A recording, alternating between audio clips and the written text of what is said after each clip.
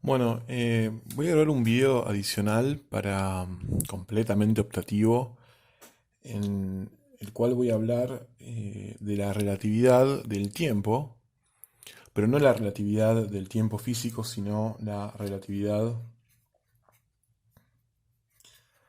del tiempo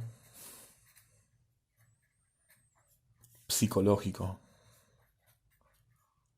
Eso quiere decir la relatividad no del tiempo que medimos con relojes atómicos, no del tiempo que medimos con péndulos, o incluso no del tiempo que medimos con relojes de pulsera o con celulares, sino el tiempo como lo experimentamos los humanos. Eh, y esto viene de casualidad, porque son algunas cosas que estoy pensando hace algún tiempo y se me disparó pensar de nuevo en estas cosas justamente por la clase de relatividad especial, en la cual nosotros vimos que el tiempo físico, del cual tenemos una intuición, que desde la época de Newton la intuición es que hay un tiempo que es uniforme y que pasa para todo el mundo igual, esa intuición es acertada siempre y cuando nosotros nos estemos moviendo a una velocidad o haya otro sistema de referencia que está moviendo a una velocidad que sea relativa a c pequeña, es decir, que si la velocidad es cercana a la velocidad de la luz, entonces nuestras intuiciones del tiempo físico cambian, es decir, no son más válidas. Pasan cosas como las que vimos en clase, como por ejemplo que la simultaneidad entre los eventos depende del sistema de referencia. No podemos decir que si algo ocurre a t1 y a t2 en un sistema de referencia, necesariamente en otro sistema de referencia los estén separados por t1 y t2 los eventos, o incluso a veces puede ser que en un sistema de referencia dos eventos ocurran al mismo tiempo, y en otro sistema de referencia puede haber que los mismos puede ocurrir que los eventos ocurran a tiempos distintos. Entonces, nuestras intuiciones sobre el tiempo físico son válidas en general siempre y cuando las velocidades sean pequeñas. Y si las velocidades son muy grandes, tenemos que utilizar las transformaciones de Lorentz y ya no podemos garantizar que nuestras intuiciones valgan. Hay una analogía con el tiempo psicológico, es decir, el tiempo, ahora voy a explicar un poco mejor, pero el tiempo como nosotros lo experimentamos. Y la analogía es que nuestras intuiciones sobre cómo funciona el tiempo, es decir, que el tiempo es una especie de caudal que apunta en una única dirección, que hay un pasado, que hay un futuro y que el pasado siempre está antes que el futuro y que si A ocurre antes que B, entonces no puede ser que sintamos que B ocurra antes que A. Todas esas cosas son nuestra intuición psicológica del tiempo, que justamente son la base de nuestra intuición física del tiempo. Es decir, nosotros pensamos, modelamos en gran medida al paso del tiempo en base a cómo nosotros sentimos el paso del tiempo. Y lo sentimos de esa forma, lo sentimos como algo que se mueve en una única dirección, con eventos que están claramente ordenados en una línea, y además hay una especie de orden entre los eventos, es decir, dados dos eventos, A y B, yo siempre puedo decir en mi conciencia, en mi percepción, si A ocurrió antes o después de B. Y eso es cierto para el tiempo psicológico, pero no siempre.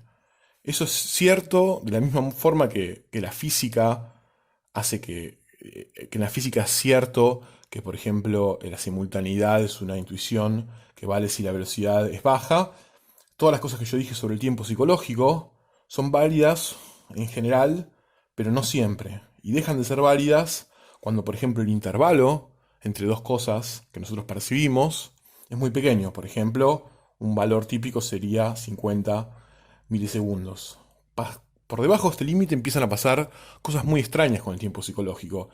Y tenemos que abandonar intuiciones sobre la simultaneidad o el ordenamiento de los eventos de la misma forma que lo teníamos que abandonar cuando estábamos en el caso de una velocidad cercana a la de la luz. Entonces voy a contar, por ejemplo, cuáles son algunas de esas intuiciones. Vamos a empezar cerca de la época en la cual Einstein publicó su trabajo sobre la teoría especial de la relatividad. Vamos a empezar alrededor, si no me equivoco, en el año 1910. aproximadamente.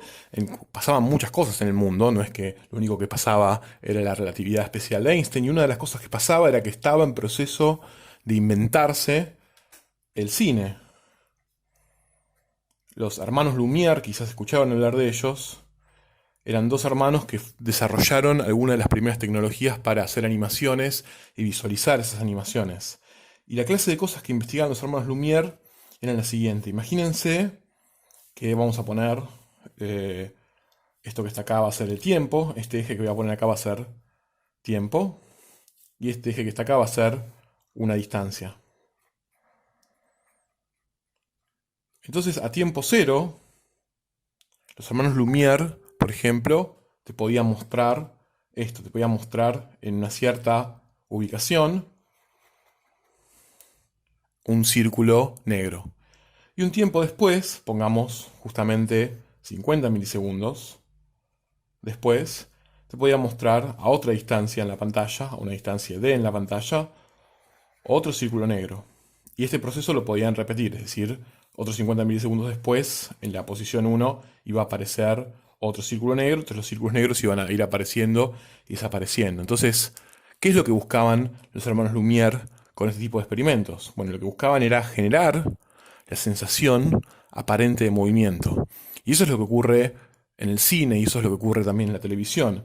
Si nosotros estamos viendo esto y esto está separado a una distancia muy corta, una distancia relativamente corta, algunos milímetros, con un tiempo de 50 milisegundos o menos, lo que nosotros vemos, no vemos aparecer a este círculo negro, después desaparecer y aparecer este, sino lo que vemos es como si el círculo este negro se estuviese moviendo hasta coincidir con este círculo. Es decir, vemos una especie de movimiento aparente y después lo mismo hacia allá.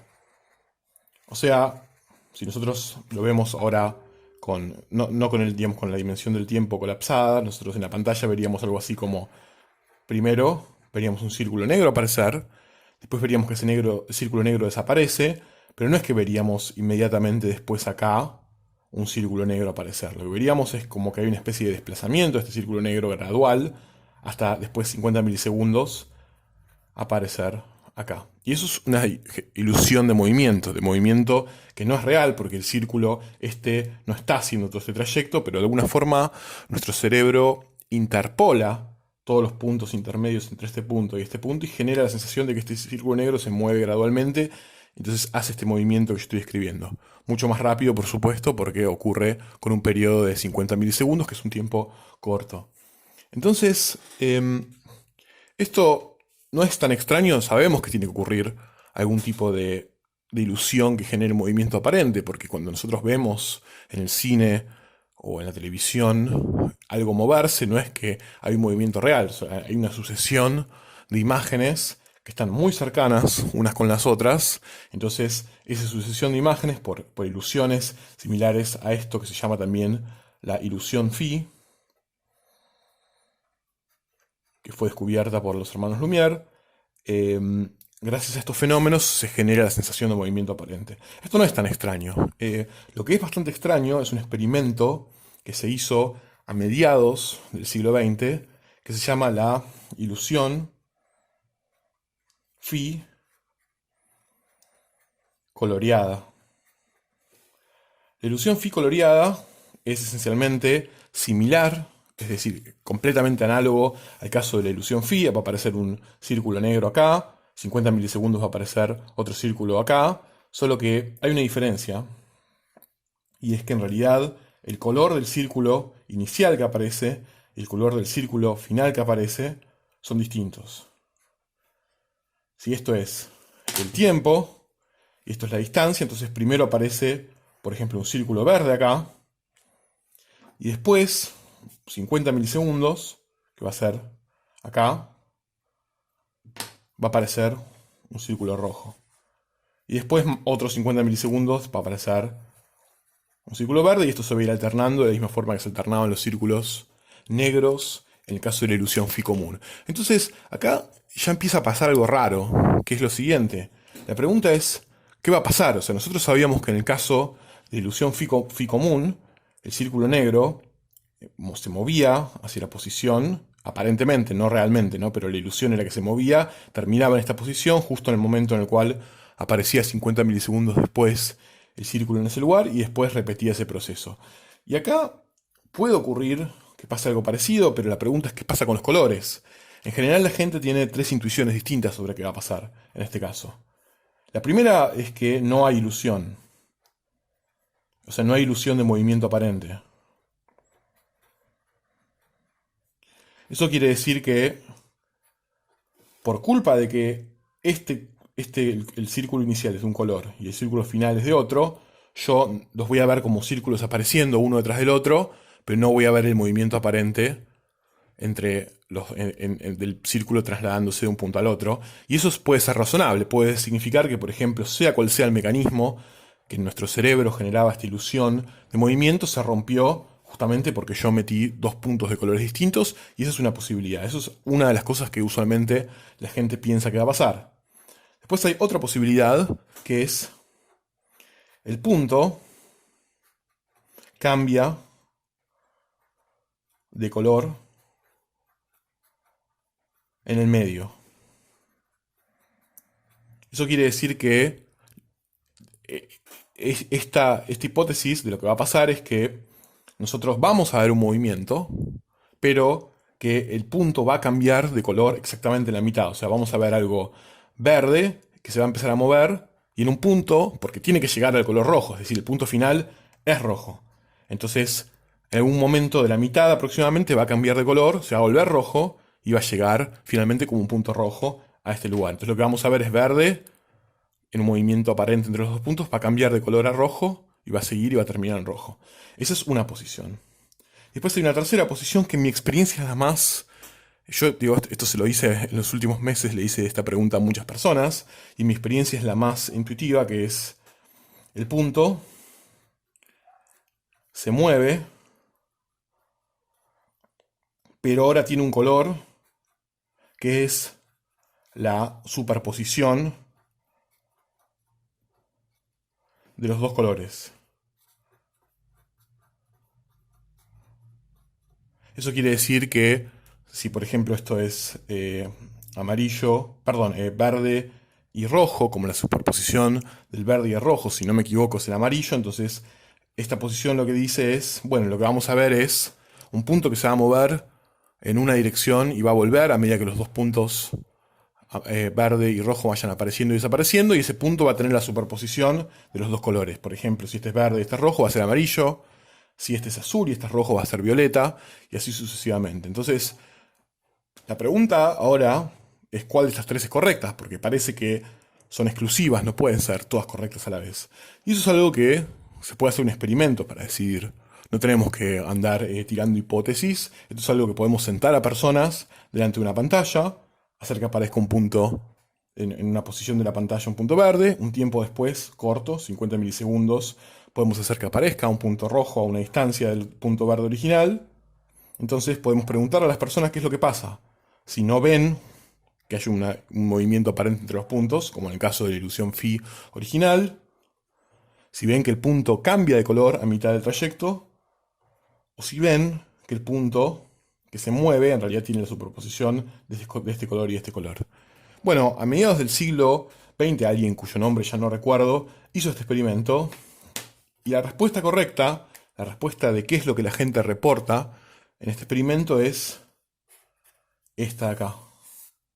No es la que la gente típicamente dice, que es que el punto es la superposición de los dos colores, sino que el punto cambia de color en el medio. Eso quiere decir que el punto, supongamos que esto lo vamos a llamar, este tiempo lo vamos a llamar T1, que es el tiempo en el cual aparece el punto verde, y este punto lo vamos a llamar T3, que es 50 milisegundos después, que es el punto en el cual en la otra posición de la pantalla, luego de que desaparezca este, aparece el punto rojo.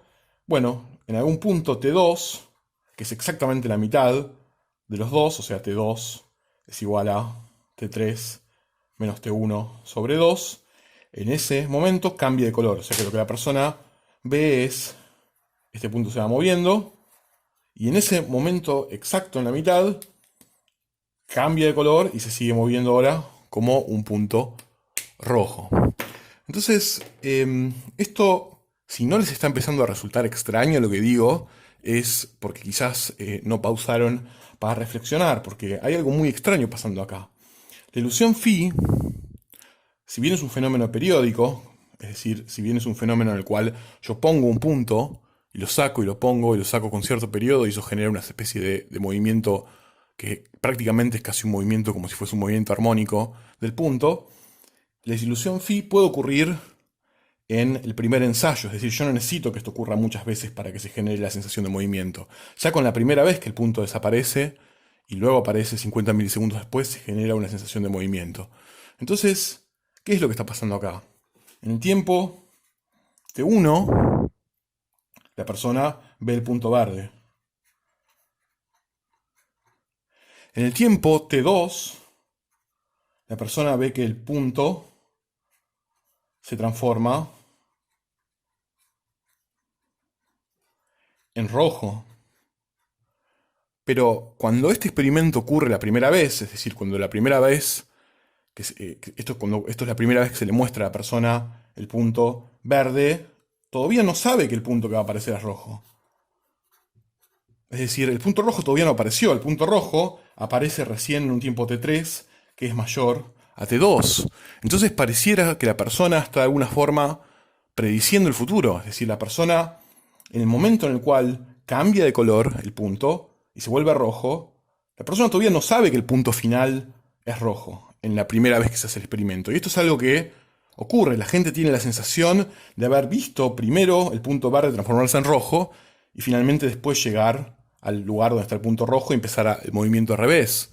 Pero ¿cómo puede ser eso? ¿Qué quiere decir exactamente entonces que las personas ven transformarse el punto a mitad de camino, unos 25 milisegundos después de que aparece el primer punto, en un punto de un color que todavía no saben cuál va a ser? Bueno, eso es la ilusión phi coloreada. Hay otros fenómenos extraños que ocurren en la percepción del tiempo en tiempos cortos. Algo que es todavía quizás un poco más sorprendente, pero digamos, tienen que hacerlo para creerme, es algo que se llama el pestañeo atencional.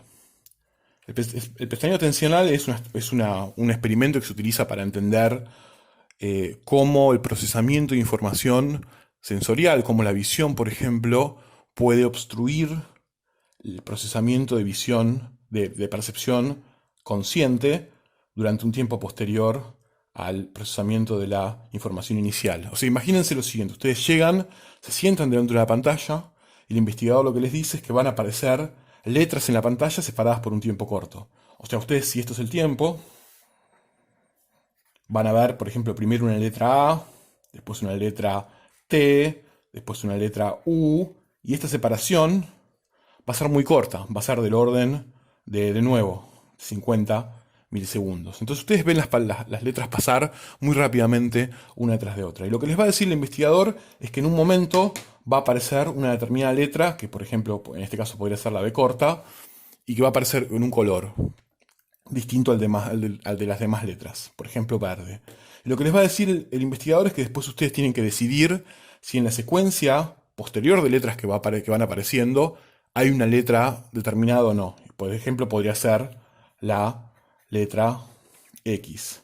Es decir, que lo que les dice el investigador es, bueno, una vez que ustedes vieron la letra B, van a aparecer otras letras. S, T de vuelta puede ser X, L. Y si la X apareció, ustedes tienen que apretar un botón. Y si la X no apareció, ustedes tienen que apretar otro botón. Entonces, lo que pasa es que si la X está muy cercana a la B, en virtud de que ustedes están prestando atención y esperando que aparezca la letra B, a la letra X se la pierden. El momento en el cual más se la pierden es, por ejemplo, si está en este lugar o si está en este lugar. En ese caso, ustedes ven la letra B, pero aprietan el botón que indica que la letra X no ocurrió.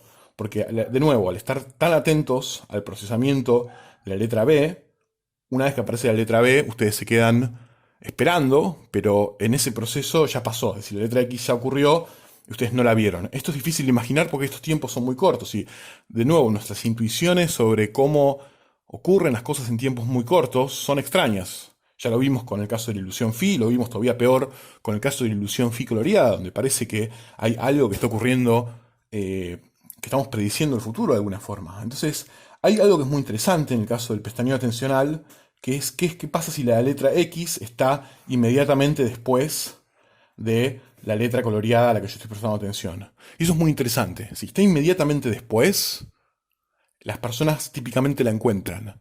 No si está un poquito más adelante, pero si está inmediatamente después, en general la gente reconoce que la letra X ocurrió. Pero con un pequeño detalle, que es que no saben decir qué letra ocurrió primero. Esto es muy raro, pero pasa. Es decir, si la persona está esperando que aparezca la letra B coloreada y nosotros ponemos la X inmediatamente después, la gente va a encontrar, va a decir que vio la letra X, pero una proporción significativa de los casos, pongamos alrededor del 50%, va a afirmar que X ocurrió antes que B. Lo cual es muy extraño. Es decir, si esto es el tiempo T1, en el cual aparece la letra B, y tienes el tiempo T2, que es el tiempo T1 más unos 50 milisegundos, entonces ¿cómo puede ser que una persona esté dispuesta a afirmar que en realidad esto ocurrió antes que esto? Estamos de golpe, estamos entrando en una especie de terreno relativista en cierto sentido, no en el sentido físico, pero sí en el sentido subjetivo, psicológico, porque de nuevo, tenemos dos cosas que ni siquiera las está reportando como simultáneas, porque bueno, no tiene sentido, sería muy difícil que la persona diga que son simultáneas, pero porque ocupan el mismo espacio, pero al mismo tiempo eh, están como confundidas en el orden temporal y las personas están dispuestas a afirmar que en realidad esto ocurrió al revés y no de la forma que ocurrió. Hay un tercer ejemplo, que probablemente es el ejemplo que todos ustedes incluso estén familiarizados ya de su experiencia cotidiana, que se llama cronostasis. La cronostasis es, vamos a ponerlo de la siguiente forma. Supónganse que ustedes están, no sé, mirando la televisión. Esta es una televisión vieja porque tiene antenas. Y de repente ustedes quieren averiguar qué hora es y tienen un reloj. También es algo medio anacrónico, pero tienen un reloj analógico colgado en la pared. Y un reloj tiene la flecha que marca la hora, el minutero y finalmente, como todos los relojes, tiene un secundero. Entonces ustedes están mirando la televisión y en un momento rápidamente desvían los ojos y los enfocan en el reloj. Y hay algo que, si no les pasó esto, quizás, bueno, quizás nunca no tengan un reloj de este tipo en su casa, pero a mí me pasa muy seguido, que es que en el momento que ustedes miran esto, obviamente esta posición del secundero tiene que cambiar. Y el tiempo máximo que puede tardar tiene que ser, como mínimo, un segundo. Si ya estaba un poco adelante, es decir, si ustedes se le empezaron a mirar a 0,5 segundos, entonces debería tardar medio segundo en avanzar. Como máximo puede tardar un segundo en avanzar desde una posición a la siguiente. Y sin embargo, esto no es lo que pasa. Lo que ustedes sienten es que cuando enfocan, esto tarda más de un segundo en moverse. El segundero está como congelado y tarda un poquitito más de lo que ustedes esperarían en continuar su movimiento. ¿Cómo puede ser? Bueno, eso se llama cronostasis, cronotiempo, estasis, congelarse, quieto, no sé, del griego. Y es el fenómeno por el cual cuando ustedes miran algo, después de hacer un movimiento ocular desde un objeto hacia otro, en el objeto de llegada, todo parece estar congelado durante un pequeño tiempo y tarda más en ocurrir. Entonces, ¿cómo pueden ocurrir estas cosas? ¿Qué es lo que está pasando? ¿Qué es exactamente lo que ocurre con la cronostasis? ¿Qué es exactamente lo que ocurre con el pestañeo atencional? ¿Y qué es exactamente lo que ocurre con la ilusión ficoloreada? Bueno, vamos a pensar nuevamente en la ilusión ficoloreada, por ejemplo, y vamos a intentar pedirle a un sujeto que haga lo siguiente. Lo vamos a sentar delante de la pantalla, le vamos a poner en la pantalla un círculo verde y 50 milisegundos después un círculo rojo. Y lo que le vamos a pedir a la persona es que apriete un botón en el momento, y este momento es un momento muy especial, Es un momento muy importante para toda la discusión que va a venir, que se va a llamar el momento T asterisco. Y el momento T asterisco es el momento exacto en el cual la persona ve cambiar el color de verde a rojo. Es decir, ese es un momento que es bien definido, es un momento en el cual todos vamos a pasar en algún momento por eso, pues justamente es lo que estoy diciendo que ocurre. Y si quieren, después les puedo subir un link para que ustedes lo prueben por su cuenta. Pero ese es algún momento en el cual, digamos, hay un momento en el cual las personas van a sentir que esto cambió de este color a este. Entonces nosotros les vamos a pedir que en ese momento exacto aprieten un botón. Entonces el momento en el cual aprietan el botón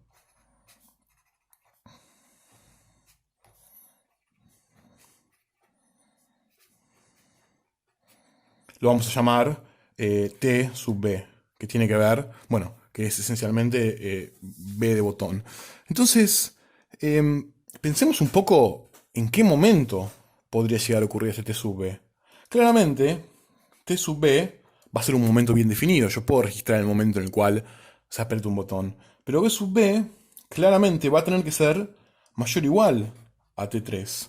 Va a tener que ser mayor, no igual, va a tener que probablemente ser mayor estricto al momento en el cual aparece esto. Y si no fuese así, entonces eso significaría que la persona logró apretar un botón indicando objetivamente que algo que todavía no pasó va a pasar. O sea, el momento en el cual la persona aprieta el botón es el momento en el cual dice, por ejemplo, es un botón que no sé, que es el botón R, por ejemplo, si es rojo, o A si es amarillo, digamos, hay un botón distinto por color, y la persona en este momento aprieta el botón, que es el botón, en este caso R, el botón rojo. Y la persona está señalizando en este momento que lo que vio en el momento T asterisco, que es el momento en el cual tuvo la percepción consciente del cambio de color, que ese momento fue, bueno, un cambio al rojo, pero este tiempo nunca podría ser menor que el tiempo T3, porque entonces la persona ahí sí estaría logrando enviar una señal objetiva y corroborable por todos los experimentadores de que algo que todavía no pasó, la persona logró indicar que va a pasar. Entonces la persona claramente, hay un momento T asterisco, y el momento T asterisco seguramente estará entre el momento T1 y el momento T3, por ejemplo, o no. No sabemos cuándo hasta este lugar, este momento T asterisco.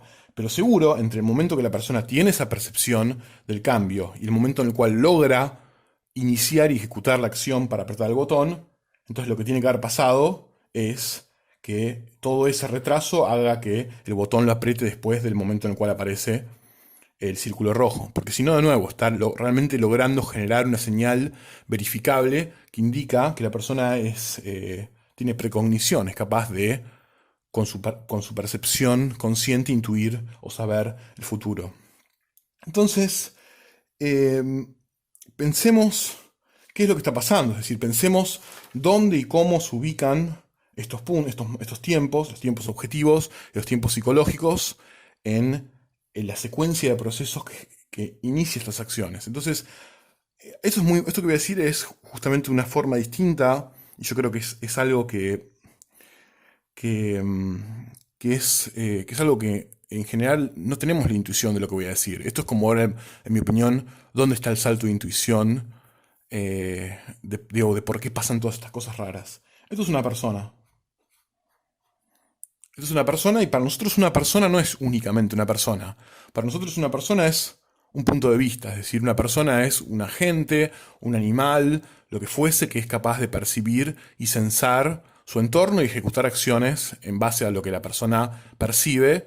Y eso es esencialmente lo que yo estoy llamando un punto de vista. Es algo que visto desde lejos es un punto de vista y el punto de vista se ubica donde está la persona. Ahora imagínense que yo me acerco más a la persona. Yo tengo la persona delante, estoy hablando con la persona.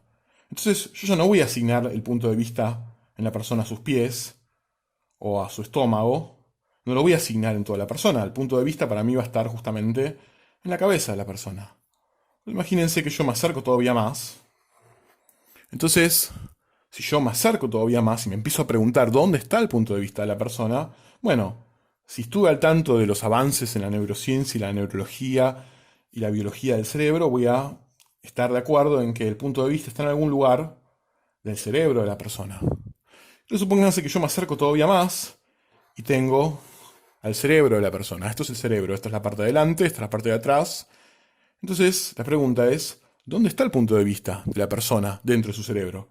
¿Puedo decir que el punto de vista de la persona está, por ejemplo, acá? ¿Puedo decir que el punto de vista de la persona está, por ejemplo, acá? ¿O puedo decir que está acá? ¿O está disperso en todo el cerebro al mismo tiempo?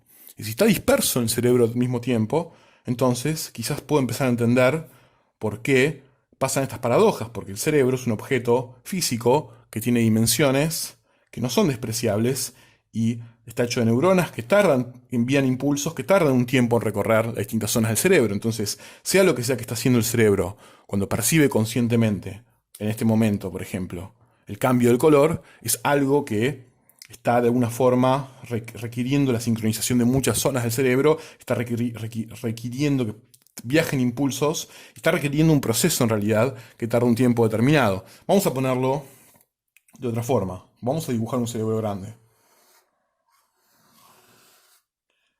Acá voy a dibujar los ojos de la persona.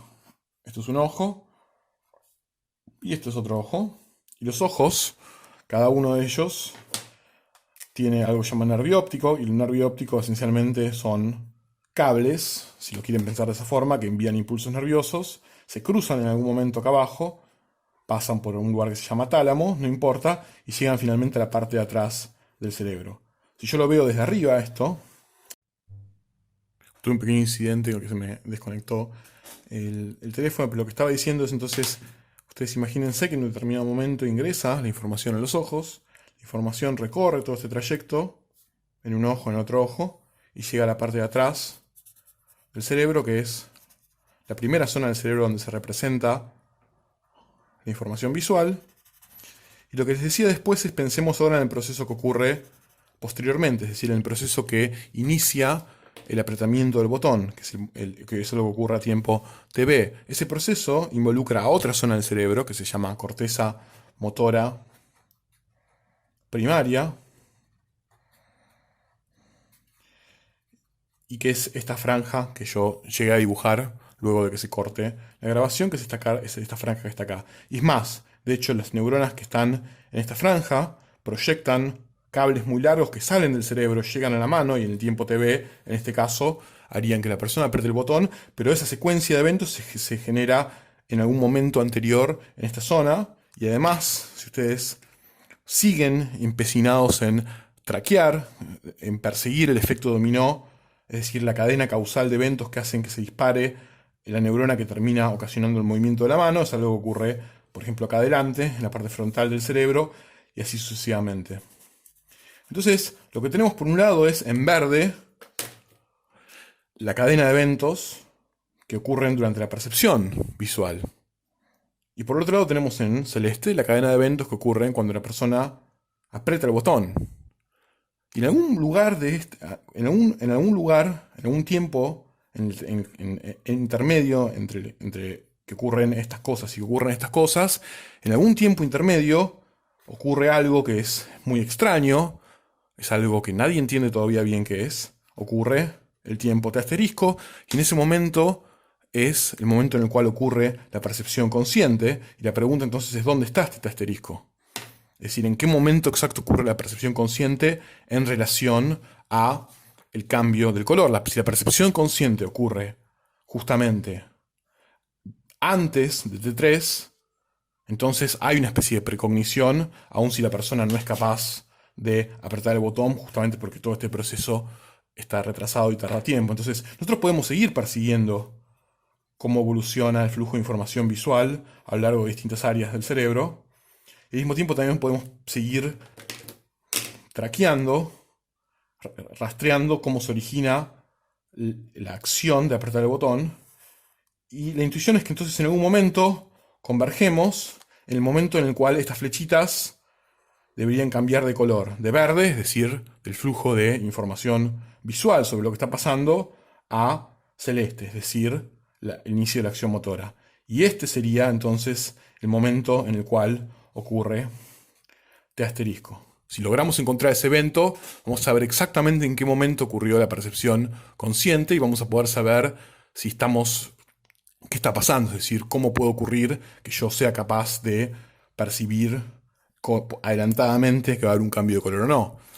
Bueno, el problema con esto es que no ocurre así. Esa es eso es lo que les intenté transmitir con este dibujo. No hay un único lugar del cerebro en un tiempo determinado en el cual esto ocurre. Estas flechas están todas mezcladas entre sí.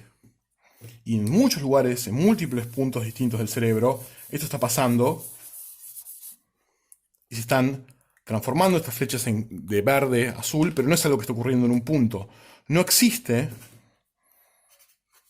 en el cerebro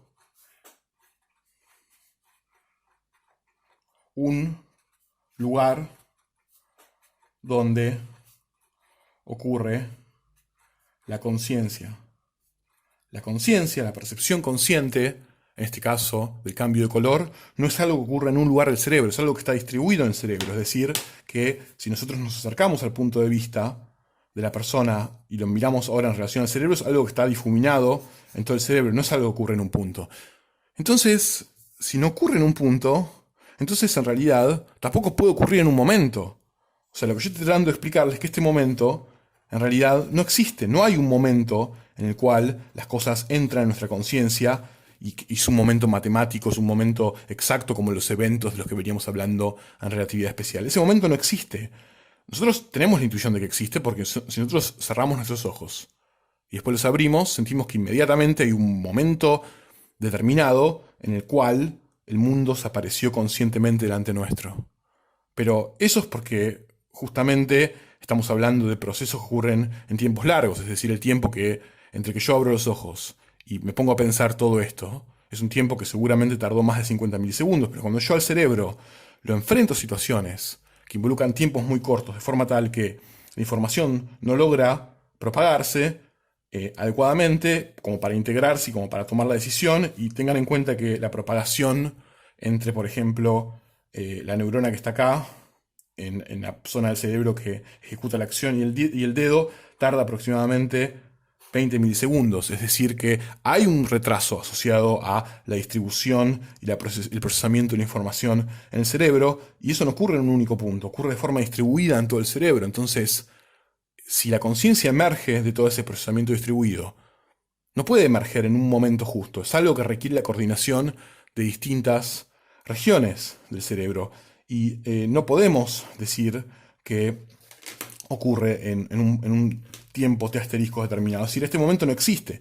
Entonces, si ustedes se fijan, si retrocedemos a todos los problemas de las ilusiones que yo les hablé antes, por ejemplo, el problema de que esto parece en un determinado momento T asterisco transformarse de color, o bien en el caso de la cronostasis, que es que en alguna forma cuando yo miro en el momento T asterisco en el cual yo enfoco la mirada en el reloj, parece tardar más tiempo en pasar al segundero, o el momento T asterisco en el cual yo veo la letra X o la letra B, parece que pueden estar cambiados los órdenes. Todos esos problemas, todas esas paradojas, de alguna forma vienen de suponer que existe T asterisco, pero T asterisco no existe. T asterisco no puede exceder, no puede existir. Es decir, no hay, pongámoslo de otra forma, no hay un tiempo físico objetivo, es decir, la clase de tiempo que yo mido con relojes, que corresponda a T asterisco. Ese tipo no existe. Nosotros tenemos la ilusión de que existe, pero eso es únicamente una ilusión. Y esa ilusión se puede desarmar justamente cuando yo le muestro al cerebro cosas que ocurren en tiempos tan cortos que la información tiene que viajar entre distintas zonas del cerebro a una velocidad finita, y no alcanza esa velocidad esencialmente para generar la sensación integrada de que, bueno, de que fuimos conscientes de algo de la forma en que usualmente somos conscientes. Entonces, en tiempos cortos, queda manifiesto que este tiempo, si bien tenemos la ilusión de que existe, en realidad no existe, y tiene sentido. Lo vuelvo a repetir una vez más. No hay un lugar en el cerebro en el cual ocurra la conciencia. Es un proceso distribuido y por lo tanto Tampoco, si no hay un lugar, no puede haber un tiempo exacto en el que eso ocurra. Y ese fue nuestro error, fue asumir que ese tiempo existía. Podemos verlo de otra forma, quizás. Nosotros vamos a ver algo que llaman diagramas de Minkowski.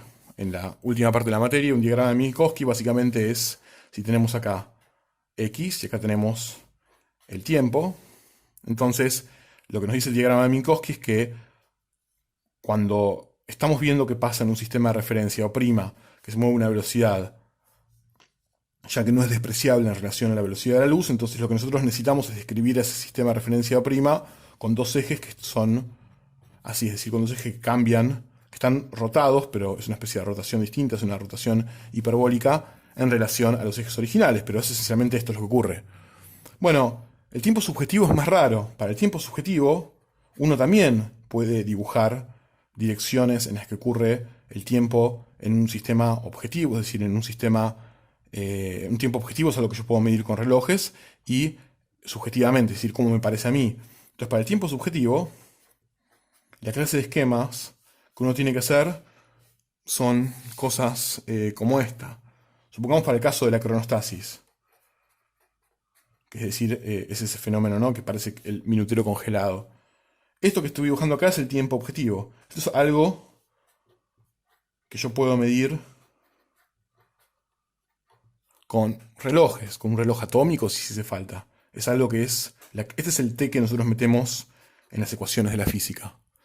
Y hay algo que es al mismo tiempo el tiempo subjetivo, es decir, como nosotros sentimos que el tiempo pasa. Y típicamente nuestra intuición es que el tiempo subjetivo es una recta que es paralela al tiempo objetivo y que ocurre con la misma velocidad y que además apunta en una dirección y que no se dobla. Y eso no es cierto. Pensemos en el caso de la cronostasis, por ejemplo.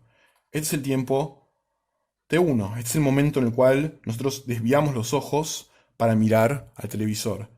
Al reloj, perdón. Y este es el tiempo T2, que es el momento objetivo en el cual nosotros reposamos nuestros ojos sobre el reloj. Entonces, la evolución del tiempo subjetivo es una cosa así. Para nosotros primero ocurre T1, por supuesto, y después ocurre T2, pero esto no es como nosotros percibimos las cosas, no es como las recordamos tampoco. Lo que sucede es una cosa así. En el tiempo subjetivo, cuando nosotros llegamos a T2, de alguna forma esto pega un salto y ahora parece que estuvimos viendo de T2 desde un momento anterior. Es decir, que todo ahora este proceso, si esto, por ejemplo, cuando pasa el segundero, esto es un segundo, pero para nosotros este proceso dura más de un segundo, porque como que pegamos este salto y volvemos. Es decir, que en el tiempo subjetivo una forma de verlo es que está doblado de alguna forma la recta que nos indica la evolución del tiempo. Pensemos, por ejemplo, ahora en el caso de el pestañeo atencional. Dicho sea de paso, ¿por qué ocurre la cronostasis? Bueno, la cronostasis básicamente ocurre porque cuando nosotros movemos los ojos de un punto al otro, es decir, nosotros estamos mirando acá y después saltamos y miramos acá, eso es un proceso que tarda, de hecho, del orden de 50 milisegundos. Y en ese proceso nosotros no miramos, es decir, nosotros no somos conscientes del desplazamiento de los ojos. A nosotros se nos presenta ya la imagen de llegada, es decir, a nosotros se nos presenta qué es lo que vemos acá. Entonces, este salto, digamos, es lo que ocurre cuando nosotros pegamos el salto en los ojos. Y entonces pareciera que nos quitaron un pedazo de tiempo de nuestra experiencia. Es decir, estos 50 milisegundos desaparecieron. Es como que de alguna forma alguien vino y los recortó. Entonces, ¿qué es lo que pasó? Bueno, la forma en la que tradicionalmente se explica la cronostasis es el cerebro de alguna forma rellena con esto para que a nosotros nos parezca ahora, no tengamos esa sensación de que faltan 50 milisegundos, que son justamente los que se recortaron durante el proceso en que movimos los ojos, que se llama sacada.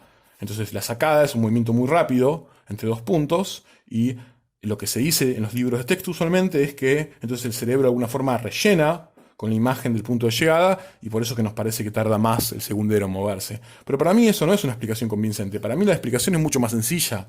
Para mí la explicación es que directamente no existe ese tiempo en el cual nuestros ojos llegan y se reposan sobre el reloj. En este intervalo de tiempo en un intervalo de tiempo que es del orden de 50 milisegundos, ese tiempo T estrella no está bien definido, es un tiempo indeterminado, es decir, todo vale, todo puede pasar, todo se puede editar, todo puede cambiar de orden, todo puede ocurrir antes o después, y esto se puede doblar como haga falta para justamente darle sentido a la experiencia. Pero no es que hay un tiempo T estrella que se va moviendo. Ese tiempo T estrella no existe porque justamente no puede existir, porque la conciencia emerge de nuevo en un sistema distribuido entre regiones que tardan justamente tiempos de orden de 50 milisegundos en comunicarse. Entonces es lógico que para procesos que duran menos de este tiempo, esencialmente no esté bien definido el tiempo T estrella. Y finalmente, el pestañeo atencional es un gráfico, un dibujo similar a esto. Tenemos la letra A, es el tiempo T1 de la letra B, este es el tiempo T2 de la letra X, y lo que a nosotros nos parece es, típicamente, es que nosotros vemos, por ejemplo, primero, esto es lo que nosotros esperaríamos ver, primero la letra B y la letra X, pero en realidad lo que puede pasar es que esto se doble a tal punto de llegar a cruzar de vuelta el tiempo T1 y volver, entonces ahora lo que nosotros vemos es al revés. Entonces, esto sería, ¿no?, como la inversión de secuencia en el pestañeo atencional. Entonces, básicamente lo que yo le estoy diciendo es que el tiempo psicológico parece estar bien definido, pero únicamente en tiempos largos. En tiempos cortos se pone extraño, del mismo modo que el tiempo se pone extraño para la relatividad, no del mismo modo, pero es una analogía para velocidades cercanas a la luz, y que en tiempos del orden de 50 milisegundos o menos, lo que sería el momento de la percepción consciente, queda manifiesto que ese momento no existe, que es una ilusión de nuestro cerebro, que no hay un momento en el cual las cosas entran en la conciencia, porque la conciencia es un proceso, no es un evento en el sentido de algo que ocurre en un lugar y en un tiempo definido, sino que es algo que se desarrolla entre varios tiempos y entre varios lugares, y por lo tanto no hay un momento exacto en el cual algo entra a la conciencia, y que todas estas paradojas tienen sentido, o sea, dejan de ser paradojas si aceptamos que el tiempo T estrella no existe.